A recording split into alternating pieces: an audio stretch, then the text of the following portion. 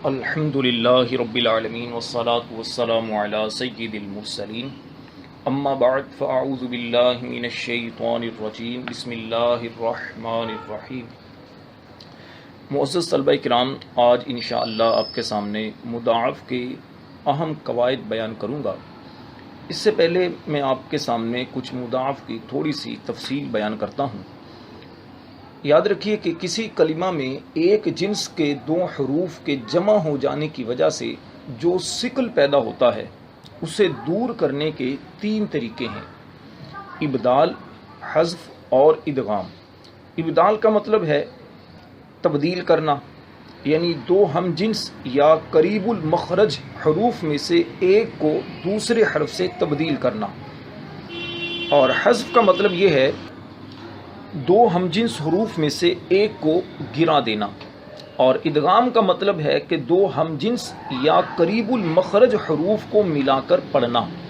اب اس کی تھوڑی سی تفصیل بیان کرتا ہوں۔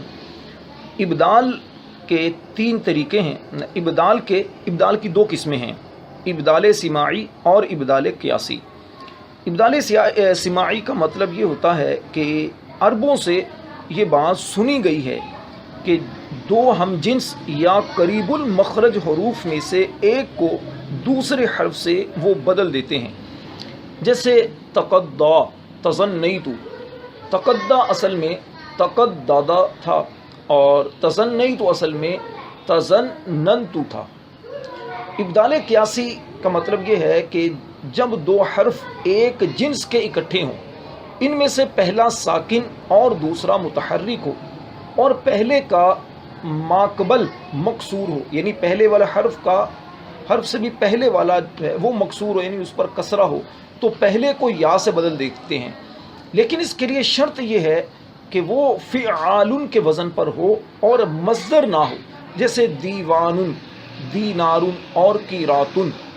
دیوان اصل میں دیوان تھا، اور دینار اصل میں دن نارن تھا، اور قیراتن اصل میں قراتن تھا۔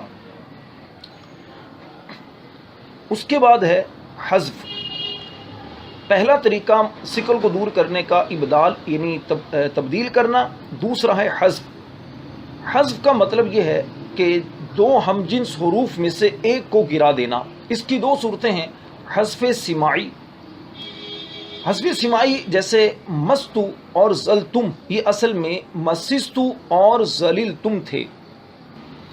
اور دوسرا قاعدہ ہے کہ باب تفاعل اور تفاعل کے مضارع معروف میں جب دو تا اکٹھی آ جائیں یا اس جیسے دوسرے کلمات میں، تو ایک تا کو تخفیفاً حذف کر دیتے ہیں، جیسے تنزل الملائکۃ۔ تنزل اصل میں تتنزل، اور تظاہرون یہ اصل میں تتظاہرون تھا۔ اچھا، تیسری صورت ہے شکل کو دور کرنے کی ادغام۔ ادغام کا مطلب یہ ہے کہ دو ہم جنس یا قریب المخرج حروف کو ملا کر پڑھا جائے، جیسے مدہ یا عبدتو، لبستو۔ اچھا، یہ بات یاد رکھیے کہ جس کو ملایا جائے اسے مدغم، یعنی جس کو ملایا جائے، اور جس میں ملایا جائے اسے مدغم فی کہتے ہیں۔ اگر مدغم اور مدغم فی دونوں ہم جنس ہوں تو لکھنے میں ایک ہوتے ہیں اور پڑھنے میں دونوں آتے ہیں، اور اگر ہم جنس نہ ہوں تو لکھنے میں دونوں آتے ہیں اور پڑھنے میں صرف ایک آتا ہے، جیسے سعدتو، اصل میں سعدتو یہ ہے اور دال کو ظاہر نہیں کیا جاتا، سعدتو۔ اچھا، یاد رکھیے ادغام کی تین صورتیں ہیں۔ ایک تو ادغام کی صورت ہے جائز، ایک ہے واجب اور ایک ہے ممتنع۔ اس سے پہلے میں آپ کو تھوڑا سا وہ فعال کے بارے میں جو آپ کو بتایا تھا ابدال کا، تو اس بارے میں قاعدہ یہ ہے کہ مصدر کے علاوہ ہر وہ اسم جو فعال کے وزن پر ہو، اس کے پہلے عین کلمہ کو یا سے بدلنا واجب ہوتا ہے، جیسے دن نارون اصل میں تھا دینارون۔ اب دینارون میں اب دیکھیے دینار یہ مصدر نہیں ہے، اور اس کے پہلے جو عین کلمہ ہے یہ دینارون فعال کے وزن پر ہے، تو عین کلمہ کو یہاں پر یا سے بدل گیا، دن نار، نون کو یا سے بدلا تو یہ بن گیا دینار۔ اچھا، حذف کے بارے میں عرض کر رہا تھا کہ حذف ادغام کے بارے میں بیان کر رہا تھا. ادغام کی 3 صورتیں ہیں: جائز، واجب اور ممتنع. اس کے بارے میں تفصیل میں آپ کے سامنے بیان کرتا ہوں. اس کے جو قواعد ہیں وہ توجہ کے ساتھ آپ نے سننے ہیں، اور زیادہ سمجھ میں اس صورت میں آئیں گے کہ اگر آپ اس کی جو مثال ہوگی وہ اپنے سامنے لکھیں گے، لکھ کر اور پھر یہ آڈیو سنیں آپ اور ان قواعد کو ذہن نشین کریں. انشاءاللہ بہت فائدہ ہوگا. اور زیادہ اچھے انداز سے یاد کرنا چاہتے ہیں تو اس کا بہترین طریقہ یہ ہوتا ہے کہ آپ کسی کو سمجھائیں، کسی طالب علم کو سمجھائیں، زبانی سمجھائیں. انشاءاللہ اس سے بہت زیادہ آپ کا فائدہ حاصل ہوگا. اچھا، مضاعف کا پہلا قاعدہ یہ ہے کہ اگر کلمہ کی ابتدا میں 2 حروف ایک جنس کے آ جائیں تو ان دونوں کا آپس میں ادغام کرنا یہ جائز ہوتا ہے. جیسے تتارکا سے اتارکا. اب تتارکا بھی ٹھیک ہے اور اتارکا یہ بھی ٹھیک ہے. اور فتتداربو سے فتداربو یہ درست ہیں دونوں. اچھا، اس ادغام کے جائز ہونے کے لیے 2 شرطیں ہیں، اس کو ذہن میں رکھیں. پہلی بات تو یہ ہے کہ دونوں ہم جنس حروف ثلاثی مجرد یا رباعی مجرد کے شروع میں نہ ہوں. اور دوسری شرط یہ ہے کہ اگر یہ دونوں ہم جنس حروف مضارع کی ابتدا میں ہوں تو اس کے لیے ضروری ہے کہ ادغام کے بعد حمزہ وصلیہ کی ضرورت نہ پڑے. اگر حمزہ وصلیہ کی ضرورت پڑے گی تو اب ادغام نہیں ہوگا. اچھا، قاعدہ نمبر 2 یہ ہے کہ اگر دونوں ہم جنس حروف متحرک ہوں اور ان سے پہلے والا حرف بھی متحرک ہے یا پھر مدہ ہے تو پہلے حرف کی حرکت کو حذف کر کے ادغام کرنا یہ واجب ہے. جیسے ماددہ سے مدہ. اب ماددہ میں دیکھیے 2 ہم جنس حروف ہیں، دال دال، اور دونوں متحرک ہیں. تو اب کریں گے کیا کہ پہلے والے حرف کو ہم نے ساکن کر کے اس کا دوسرے میں ادغام کر دیا. ساکن سے مراد اس کی حرکت کو حذف کیا اور اس کا دوسرے میں ادغام کیا تو یہ بن گیا مدہ. دوسری مثال دیکھیں، ہا جاجا سے حاجا. ہا جاجا میں دیکھیے کہ جیم جیم دونوں متحرک ہیں اور ان سے پہلے الف مدہ ہے. ٹھیک ہے، جیم کی حرکت کو حذف کیا، جیم ساکن ہوا تو جیم کا جیم میں ادغام کرنا اب یہ واجب ہوگا. اب یہ بن جائے گا حاجا. قاعدہ نمبر 3 یہ ہے کہ اسی صورت میں یہ جی دوسرا قاعدہ جو بتایا، اسی قاعدے کی صورت میں اگر پہلے والا حرف ساکن غیر مدہ ہو، ساکن بھی ہے اور حرف مدہ بھی نہیں ہے، تو پہلے حرف کی حرکت کو اس حرف کی طرف منتقل کر کے ادغام کر دیں گے. جیسے مثال کے طور پر یمددو سے یمدو، یفررو سے یفررو. اب اس میں دیکھیے دال دال دونوں متحرک ہیں، ان سے پہلے والا حرف وہ ہے میم ساکن بھی ہے، حرف مدہ بھی نہیں ہے، تو پہلی والی دال کی حرکت میم کو دے دی اور دال چونکہ ساکن ہو گئی تو دال کا دال میں ادغام کرنا اب یہ واجب ہوگا. جیسے یمددو سے یمدو، یفررو سے یفررو. یفررو میں بھی دیکھ لیے دونوں را متحرک ہیں اور فا جو ہے یہ ساکن ہے، تو پہلی والی را جو کسرہ ہے اس کی کسرہ فا کو دے دی اور را ساکن ہونے کی وجہ سے را کا دوسری را میں ادغام کیا تو یہ بن گیا یفررو. اور اس طرح یمسسو سے یمسو. قاعدہ نمبر 4 یہ ہے کہ ایسے 2 ہم جنس یا ہم مخرج حروف جن میں سے پہلا حرف ساکن غیر مدہ ہو، پہلا حرف ساکن بھی ہو اور حرف مدہ نہ ہو، تو پہلے حرف کا دوسرے میں ادغام کرنا یہ واجب ہے. جیسے مددن سے مدن. اب پہلی دال ساکن دوسری متحرک تو پہلی دال کا دوسری میں ادغام کر دیا. اچھا، اس قاعدے کا دوسرا جز یہ تھا کہ ہم مخرج ہو تب بھی یہی مسئلہ ہے. جیسے ادتعا. اب دال اور تا یہ دونوں ایک ہی مخرج سے ادا ہوتے، تا دال تو ایک ہی مخرج سے یہ ادا ہوتے ہیں. تو اب دال چونکہ ساکن ہے تو دال کا تا میں ادغام کیا تو یہ بن گیا اتعا. اب پڑھنے میں دال نہیں آئے گا لیکن لکھنے میں آتا ہے. قاعدہ نمبر 5 یہ ہے کہ 2 ہم جنس حروف ایک کلمے میں اکٹھے ہوں، ان میں سے پہلا حرف متحرک ہے اور دوسرا جو حرف ہے وہ عارضی سکون کی وجہ سے ساکن ہے. عارضی سکون کا مطلب یہ کہ یا تو امر کی وجہ سے ساکن ہے یا پھر اس سے پہلے حرف جازم ہے، لم ہے، جیسے حرف جازم کی وجہ سے یہ ساکن ہے.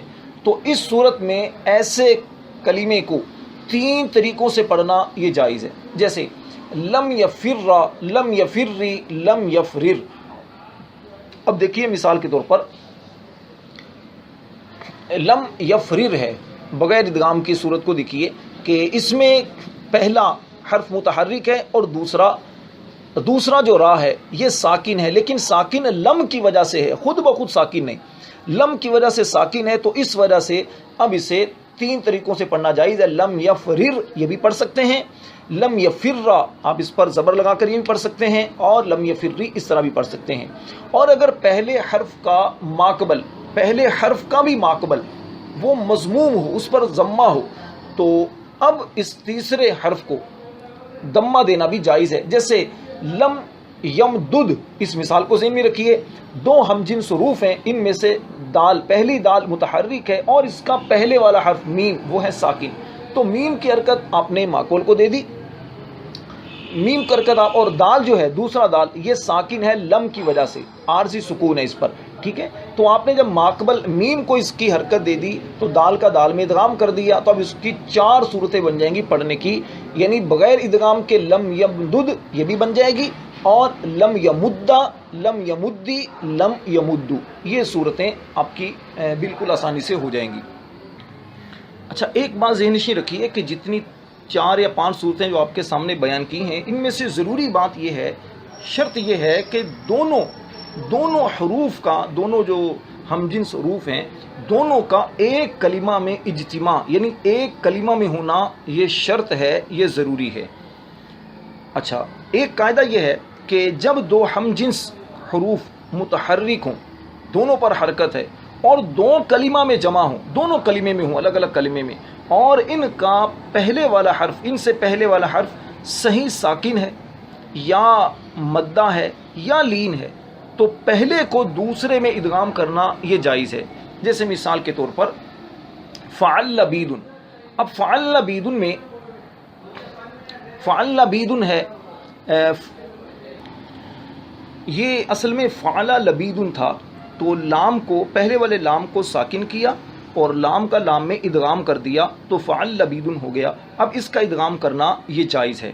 اس طرح قام محمد، اصل میں قام محمد تھا، تو قام محمد تھا، تو پہلی والی میم کو ساکن کیا اور اس کا دوسرے میں ادغام کر دیا۔ اب دیکھیے کہ پہلی والی میم کے سے پہلے یہاں پر الف مدہ ہے، اور فعل لبیدن میں لام اس سے پہلے یعنی کہ حرف صحیح ساکن ہے فعل، اور اس طرح اور بھی اس کی مثالیں ہو سکتی ہیں۔ اچھا، ادغام کے لیے بنیادی طور پر جو شرائط ہیں، ادغام کس صورت میں ہو سکتا ہے اور کس صورت میں ادغام نہیں ہو سکتا، ان کا جاننا بہت ضروری ہے۔ اس کی تفصیل کے لیے تو آپ جو کتابیں جیسے نصاب الصرف ہے، علم الصیغہ، یا پھر تحصیل الصرف، یا اور اس طرح کی جو کتابیں ہیں آپ اس کا مطالعہ کر سکتے ہیں۔